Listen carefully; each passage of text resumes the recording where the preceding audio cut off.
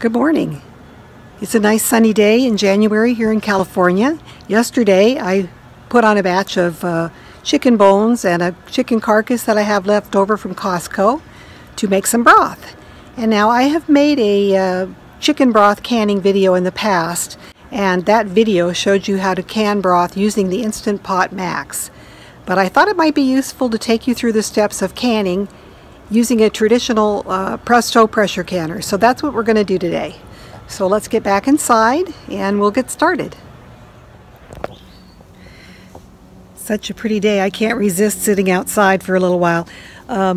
Let's go through the reason that you would want to pressure can something. The whole reason we can foods is to have shelf-stable foods that don't require refrigeration or freezing or drying, and we can have them on our shelves. But unfortunately, when you can foods, you create conditions that are favorable to the growth of certain microorganisms such as bacteria and fungus and molds. And so we want to prevent that in our food, and that's the whole reason we process them in our canners. Water bath canning, where you process your jars in boiling water, is pretty good. It'll eliminate the risk of bacteria and fungus and molds.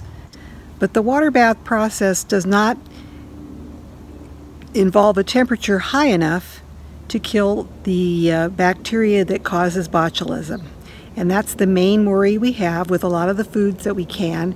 We want them to be safe for our families and not give them botulism. So you don't need to be too afraid to can, because the government many years ago conducted trials where they cooked foods according to certain recipes, and they tested the timing and the pressure required to safely eliminate botulism. So you don't need to be worried about it. As long as you follow tested recipes, as long as you follow tested processing methods and times, you're going to be just fine. And it's not hard to pressure can. We're going to show you today. It's very safe. It's very easy. I'll talk a little bit about water bath canning now, even though we're not water bath canning today. But water bath canning is great for foods that already have preservative qualities, such as very sweet things like jams and jellies. All that sugar acts as a preservative. Things that are pickled or brined, the salt in there and the vinegar in there acts as a preservative. And it's very high in acid content, such as, well, tomatoes are the primary example. Tomato products, also anything that is brined with a lot of salt, a lot of vinegar, or anything that is got a lot of sugar in it, such as your jams or jellies. Those can all be safely water bath processed and canned. So everything else you would need to learn how to pressure can. And for those people that are new to pressure canning, there is a website that you can go to totally free, the National Center for Home Food Preservation, and there are tested recipes there for every kind of category of food you can think of. So you can look up your tested recipe, see how it's done. According to the elevation you live at, your altitude plays a role in canning.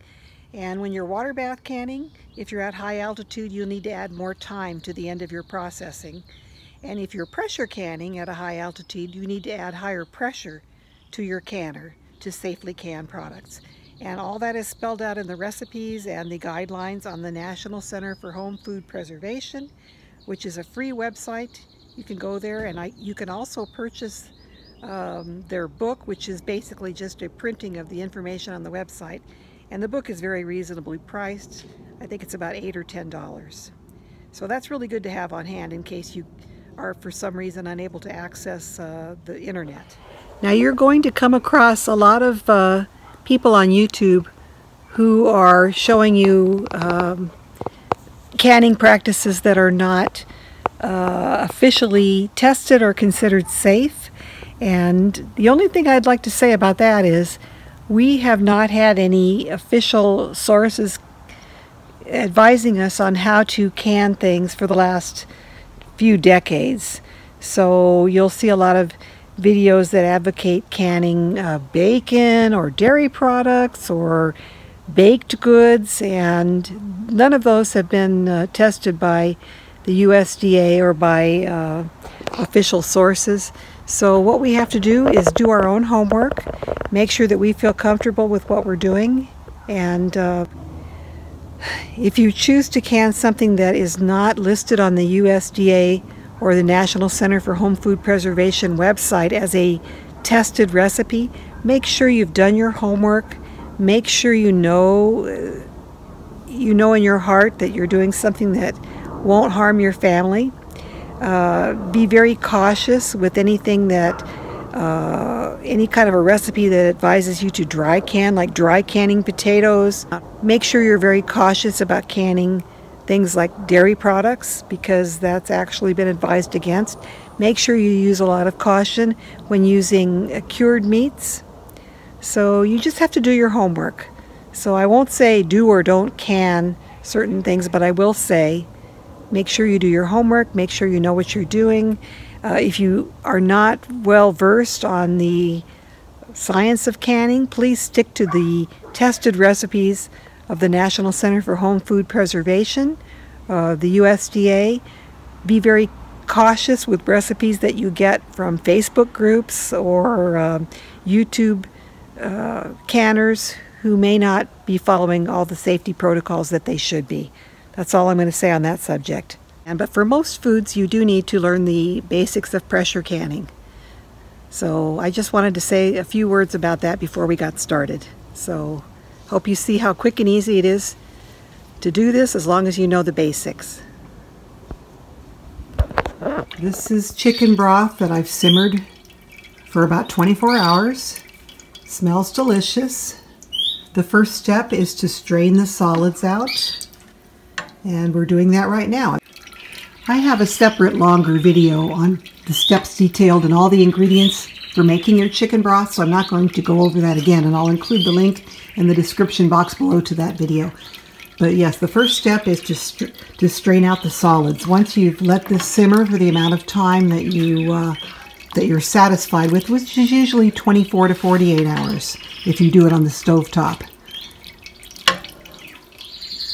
Okay, so we're straining from our pot. Now I let this pot cool this morning. I turned it off about 2 hours ago, so it would be cool enough so that when I strain the solids from the broth, that I'd be able to pick out the meat for my dog. So I'm putting the meat in one bowl and the vegetable scraps and the bones on another plate to just be discarded. This meat, once I'm done, I'll have enough to add to our dog's food for the next week or so. And that's, you know, a lot of the nutrients have leached out into the broth, but the dogs still love it, and it encourages them to eat their meals when they're a little bit picky or under the weather. Okay, we're making progress. I've been at this for about 10 minutes or so. I've got almost all the broth through its preliminary strain. Got a lot of meat there for dog food topper and a lot of scrap that's going to go into the trash. So let me just finish up the last bit here. And as you can see, I've strained this into another large stock pot to make it easier on myself. Well, dog food, with the current food shortages in the stores, a lot of times we haven't even been able to find dog food on the shelves. So I'm not about to throw away this chicken scraps, but I do have to separate out the bones, peppercorns, bay leaves, that sort of thing. So it takes a few minutes, but you know, for our dogs, we consider it worthwhile. So this is the final, you know, I've emptied the pot.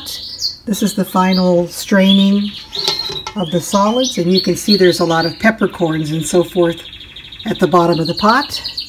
Here we have our meat scraps for the dogs, and here we have our pile of bones and spices and spent vegetables. So this is all going to just go in the trash. Now if you are pressed for time or you don't have a dog, of course you don't need to bother with separating out the meat. You can just strain this and throw it away, and it's much quicker. But whatever you prefer to do. Okay, next, this leftover chicken meat is going into the refrigerator. I'm going to grab some cheesecloth, one of my 2 pieces out of this bag. I just got that at Target, I believe. And we have our original pot, strainer. And we're going to add cheesecloth to really strain all the solids out. And this will give us a nice clear broth. So if you don't mind the sediment in the broth, you can just can it as it is. But I'm going to just give it one additional strain here through the cheesecloth. And I actually doubled over my cheesecloth to just give it a double layer for straining. So I'm going to take you through the first few scoops of this. Well, I think I needed to have it up a little higher here so it doesn't fold in on itself.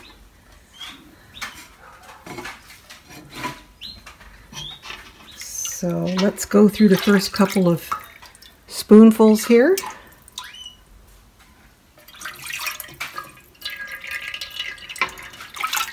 We're going to just do this until it's all strained through.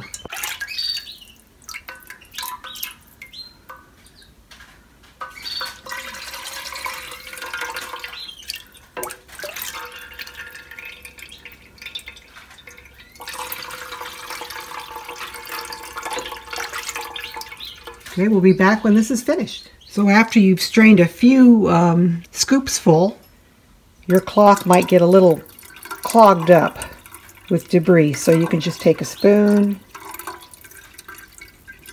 make a spot in the middle where it can drain. And if it gets too much debris on your cloth, you can just move your cloth forward and use some that hasn't been strained through yet. So there we go. That's pretty much strained out.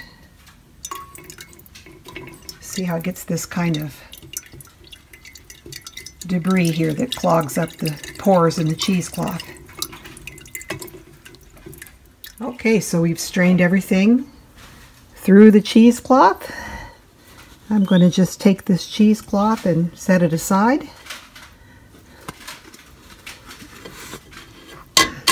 Whoop, there we go.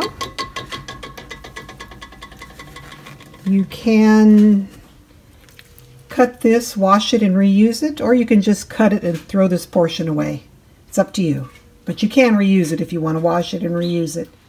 Okay, here we have our broth. It's in an 8-quart stock pot, and it's about half full, so I believe I've got about 4 quarts of broth. So I'm going to can these in regular mouth jars, which I prefer for liquids like broth. I've got my 4 quarts. The lids are in a jar of hot water, warming up. We've got our Presto stovetop canner here, ready to go. 3 quarts of water. I've turned the heat on so that it will start to warm. And I'm rewarming the broth because it had cooled quite a bit when I was separating the solids from the liquids. So we're going to get the 4 quarts into the canner to warm the jars, and then we'll get the jars filled once everything is warmed back up again. All right, the canner is nice and toasty warm. I just took the lid off. I'm going to remove the jars. I had to put a little water in the jars so that they wouldn't tip over and break against each other in the canner. Anytime you're handling these hot jars, you want to have some sort of an insulated surface, either wood, or this is one of those dish drying towels, or both as I'm using here. So we're going to get all 4 of the jars ready for filling.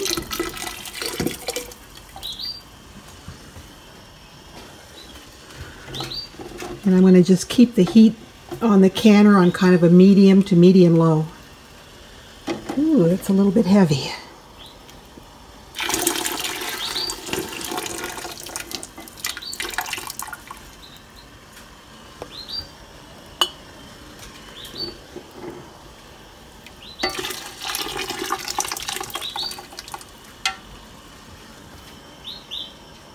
Okay, ready to fill.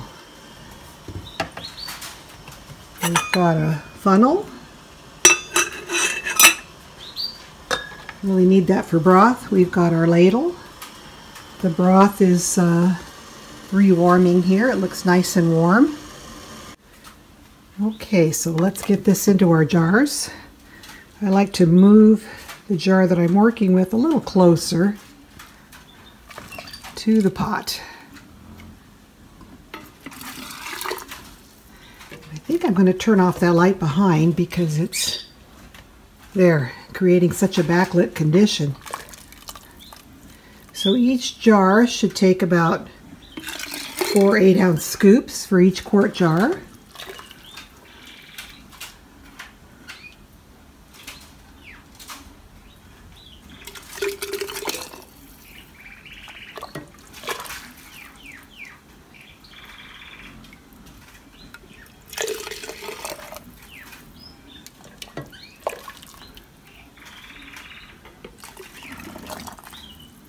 Okay. So there's our first jar, more or less full. Time for jar number 2.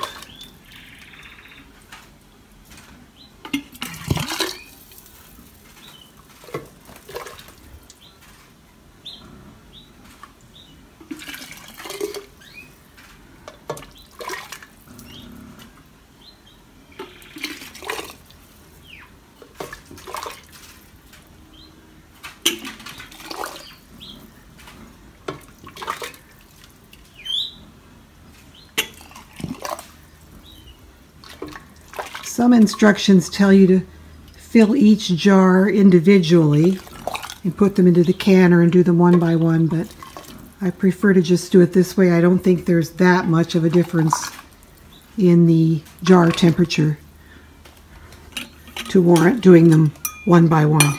I'm having to edit this in after the fact. I forgot to mention about headspace, which for a beginner video is very important. So on your jars, for broth and for most of your meats, you want about 1 inch headspace, which is just below the threads where you the rings screw on. Now you can also get a headspace measuring tool. Each of those little notches is a separate 1/4 of an inch more headspace. So if you need a 1/4 of an inch headspace, you measure inside your jar like this. That's for your jams and jellies. 1/2 inch, 3/4 of an inch, and this is 1 inch. So you would be measuring it inside to the top of the product in there, and we need at least 1 inch headspace, and you can see that's about what we have here. So that's very important because the proper amount of headspace is necessary. If you have too much space in here, you will tend to leave more air in the jar than you need, and if you leave air in the jar, it may not be shelf stable for a long time. If you have too little headspace, under the pressure of canning, a lot of the contents might tend to siphon out. So for all your recipes, they're going to see that they will give you a headspace measurement that you need to follow. And that's very important to get your canning done right. Another way that you can help preserve the integrity of your seal is to gradually bring your canner up and down from pressure or from heat and pressure. You don't want to make any sudden changes because that might make the contents of your jar siphon out. Okay, jar number 3.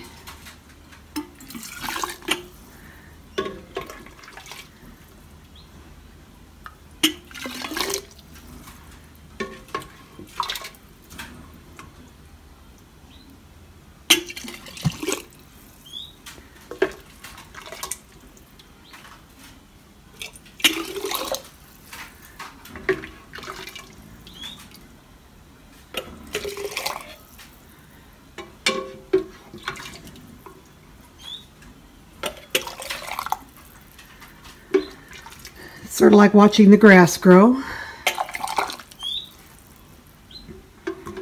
Okay, and I believe we've got enough for a fourth quart. So let's get quart number 4 filled up here.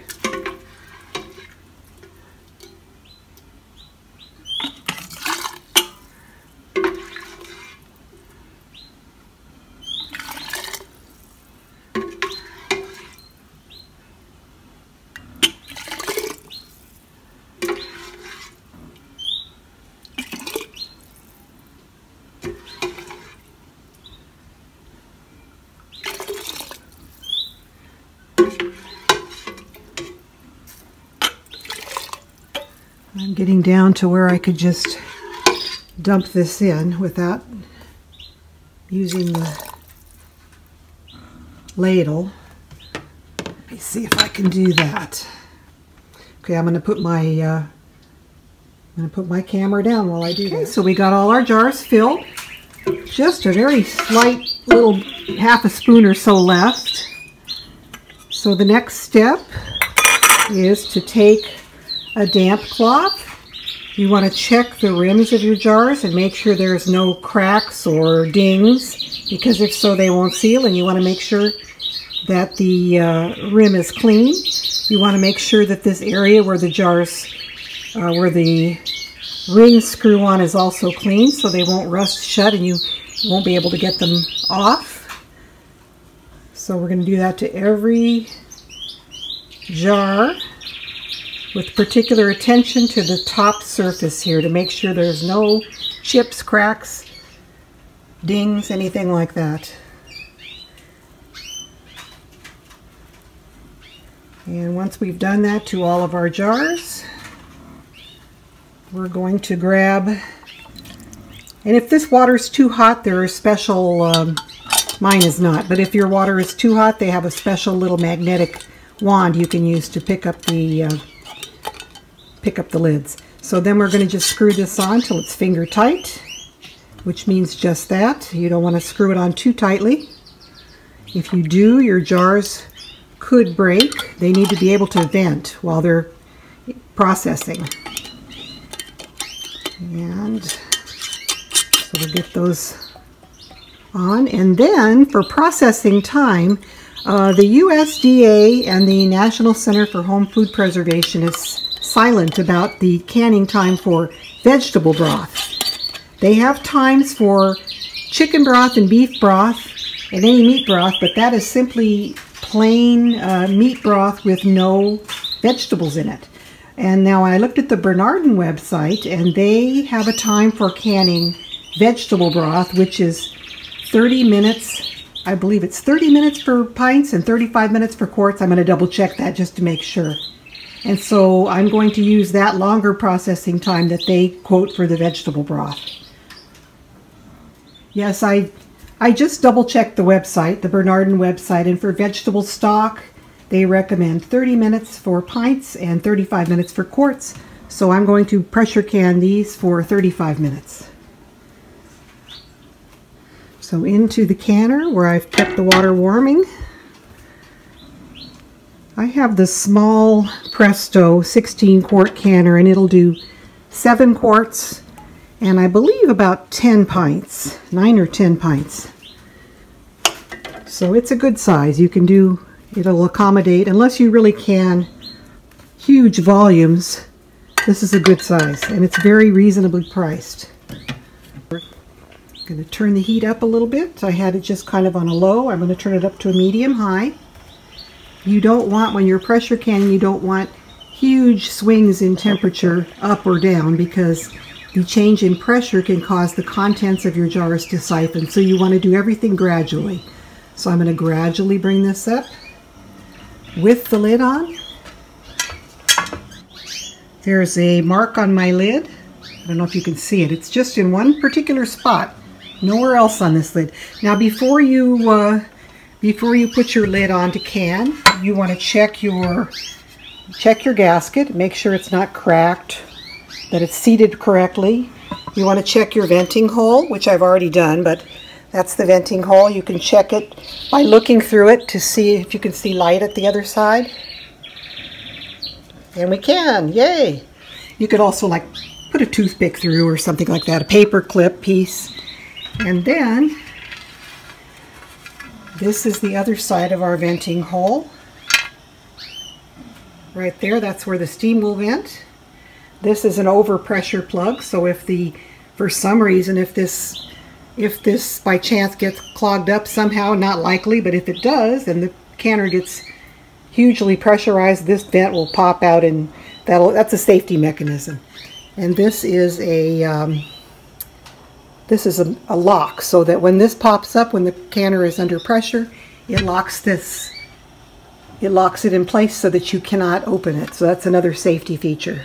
Anyway, I was showing you, there is the close open little mark, and on the canner there's also a matching,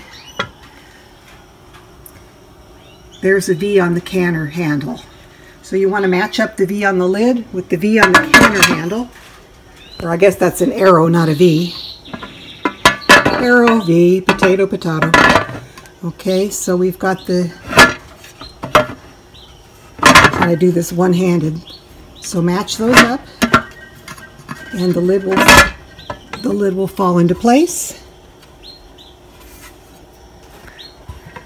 which it's already done. So the lid has fallen into place by matching up the arrows, and then you simply slide this handle over to get the, there. So our canner is closed. It's as easy as that. So we're going to wait for steam to start coming out of this vent pipe here. And then once we see the steam coming out of there pretty steadily like a locomotive, we're going to allow this to vent for 10 minutes. So I'll set my timer for 10 minutes. But we're going to come back once it starts to vent. Well, that didn't take very long at all. It only took me about, I guess I shouldn't be surprised because I had the water pretty hot in the canner. If you can see, the steam is really coming out at a good pace. So we're going to set our timer for 10 minutes and let it vent steam for 10 minutes. And that 10 minutes of time is going to replace any air that might be in the canner with steam to process the foods. And it's a necessary step so that you get your canner up to the proper temperature. So let's set our timer for 10 minutes and we'll come back when that's done. Okay, this attachment is the weight that I'm going to put on the vent when it's time, when the steam has vented for 10 minutes. This is a weighted, what they call commonly a jiggler, and I really suggest, if you don't know much about canning, check the USDA or the National Center for Home Food Preservation website. Cooking times and the weight is dependent on your altitude. So my altitude here where I live is less than 1,000 feet. It's about 700 feet. So for my altitude, I only need 10 pounds of pressure. Now this little goodie here, it's got two weights. Each weight is 5 pounds of pressure, and the basic weight of this is 5 pounds of pressure.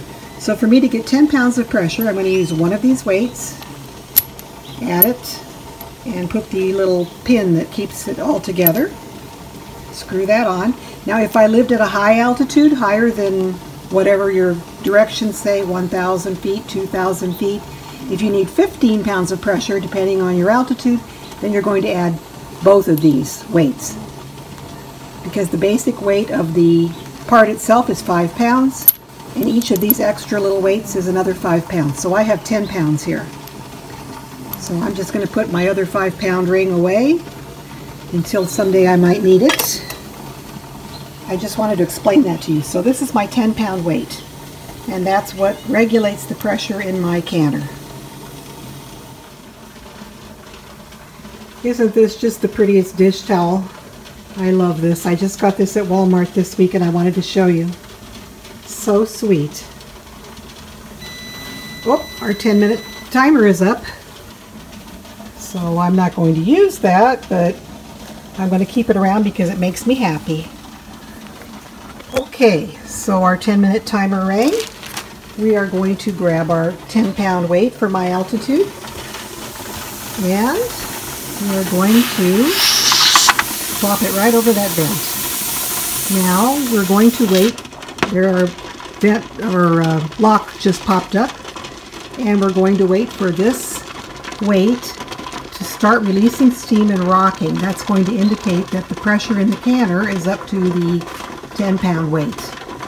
Once that begins to rock and release a little steam, then we'll set our timer for 35 minutes. Now I'm leaving my heat on kind of a medium to medium low. Remember I said we don't want to have any great temperature swings, so I tend to leave this on about this temperature all through the process.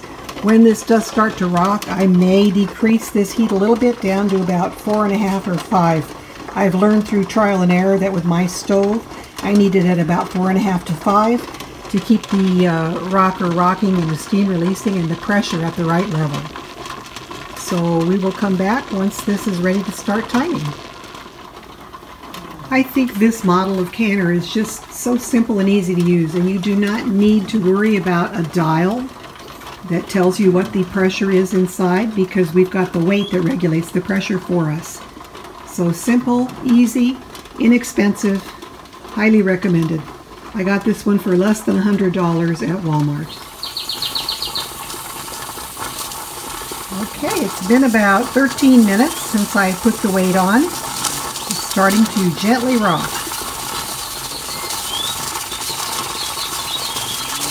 So there we go. That's how we know that we've reached our 10 pounds of pressure inside the canner. So we want this to rock gently like this for the next 35 minutes. So I'll set my timer, and I'm going to adjust my heat down just slightly, because if it's too vigorously boiling and too vigorously venting, especially with something that you're canning for a long time, then you might stand a chance of running your canner dry. It's not likely I'm going to run this canner dry in a 35-minute processing time, but it's just good practice to have this just barely rocking like this. During your 35-minute processing time, or whatever time your particular session calls for, if this rocker stops rocking for any length of time at all, you have to start your timing from 0. It's very important that this rocks continuously for whatever time your particular recipe calls for. So you have to kind of be around, you have to kind of be listening to make sure you hear it rocking. And if it stops rocking, then you need to start from the beginning with your time. So I'm going to set the timer for 35 minutes, and we'll come back when it's finished processing. Okay, our 35 minutes is up. So the only thing we need to do right now is to turn off the heat.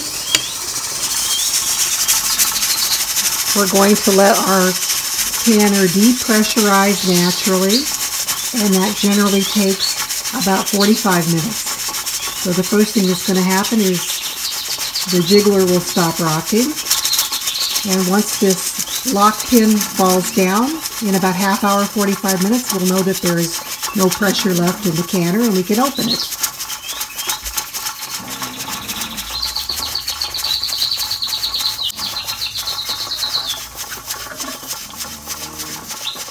Again, we don't want to remove this weight until all the pressure is out of the canner. We want this to be a gradual process, and that will reduce the chance of siphoning out of your jars.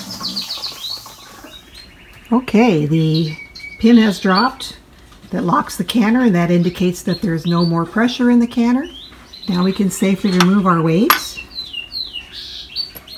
and you can put the canner ajar and leave it for maybe another 5 minutes or so, just as an extra measure of safety to prevent any siphoning. Alrighty, we've waited a couple minutes. Let's open this away from ourselves so we don't get any steam. Okay, so here are our jars, ready to come out. Bring them straight up because your lid is not sealed yet and you don't want the contents to come out.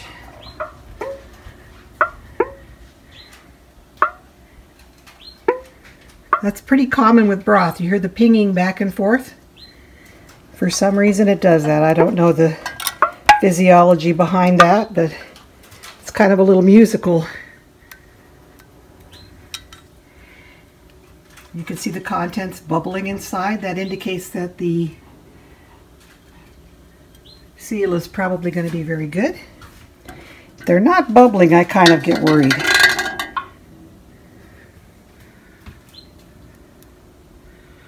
And we have a little bit of this debris. Some people put vinegar in their canner. I don't do that because I always wash my jars down afterward, and because this is very easy to remove.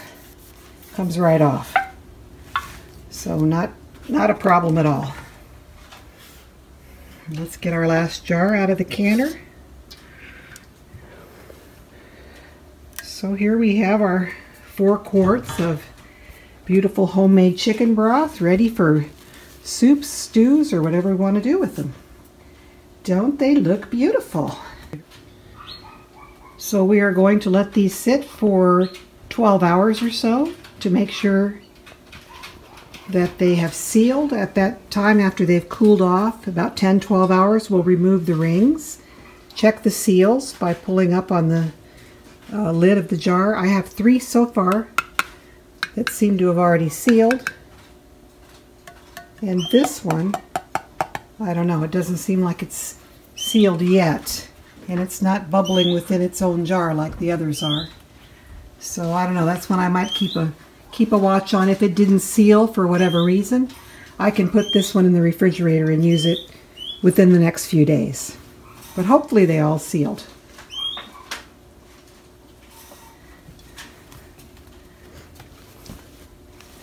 Home sweet home. Part of hominess is homemade food. Okay, we'll talk to you all later. I hope you enjoyed this basics of pressure canning 101, and please like and subscribe. See you next time. Bye.